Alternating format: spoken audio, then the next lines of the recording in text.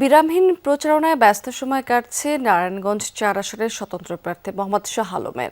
সকাল থেকে রাত পর্যন্ত কর্মী সমর্থকদের নিয়ে নিজ নির্বাচনী এলাকা চষে বেড়াচ্ছেন শাহ আলম। ভোটারদের দাঁড়ে দাঁড়ে গিয়ে উন্নয়নের নানা প্রতিশ্রুতিতে চাইছেন ভোট। বিজয়ী হলে ফতুল্লাবাসীর সব সমস্যার সমাধানের আশ্বাস দিয়েছেন তিনি। সুষ্ঠু এবং অবাধ নির্বাচন হলে বিপুল ভোটে জয়ের আশা ব্যক্ত করেছেন তিনি। বলেছেন, প্রচারণায় যেখানেই যাচ্ছেন সেখানে বিপুল সাড়া পাচ্ছেন। তার জনপ্রিয়তা দেখে একটি পক্ষ নানাভাবে সমস্যা সৃষ্টির চেষ্টা করছে বলে অভিযোগও করেছেন। দলমত নির্বিশেষে এলাকার উন্নয়নের স্বার্থে স্বতন্ত্র প্রার্থী হিসাবে হরিণ মার্কায় আমাকে সবাই ভোট দিয়ে জয়যুক্ত করবে, ইনশাল্লাহ সেটাই আমি আশা করি।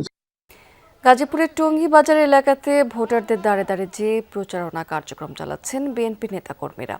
সোমবার সকাল থেকে সন্ধ্যা পর্যন্ত গাজীপুর ২ আসনের বিএনপি প্রার্থী এম মঞ্জুরুল করিম রনির সমর্থনে লিফলেট বিতরণ এবং পথসভা করা হয়েছে। ভোটারদের বিভিন্ন সমস্যার কথা শুনে সমাধানের আশ্বাসে ভোট প্রার্থনা করা হচ্ছে। প্রচারণায় নেতৃত্ব দিচ্ছেন মহানগর বিএনপির সাবেক যুগ্ম আহ্বায়ক রাশেদুল ইসলাম কিরণ।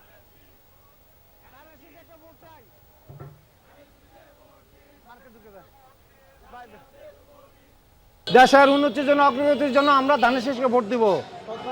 ধানের শীষের কাছে দেশ এবং জাতি জনগণ নিরাপদ আছে বলে তারা মন্তব্য করতেছেন।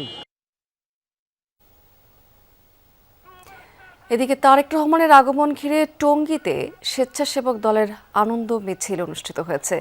টঙ্গী পূর্ব থানার স্বেচ্ছাসেবক দলের আহ্বায়ক সুবেল প্রধানের নেতৃত্বে আয়োজিত হয়েছে এই কর্মসূচি।